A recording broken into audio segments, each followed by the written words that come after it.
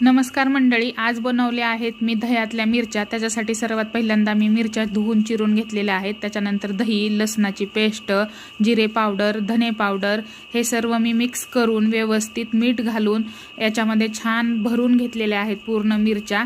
आणि ह्या मिरच्या थोड्याशा मीडियम तिखट होत्या, खूप सप्पकही नव्हत्या, कारण आमच्या तिखट आवडतं खायला म्हणून मी या मिरच्या घेतल्या होत्या। तुम्ही पिवळ्या मिरच्या घेतल्या तरी चालतील, ज्या कमी तिखट असतात।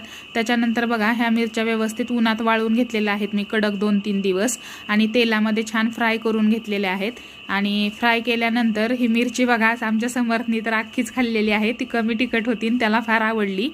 आणि खूप मस्त छान लागतात ह्या मिरच्या, बघा किती एकदम कुरकुरीत होतात, हाताने तोडल्या तरी पण हातावर पसरतात। ह्या वरण भातासोबत, खिचडी भातासोबत, तोंडी लावण्यासाठी तुम्ही ह्या वापरू शकतात, किंवा हे क्रश करून तुम्ही दह्यामध्ये मिक्स करून खाल्ली तरी अप्रतिम लागते।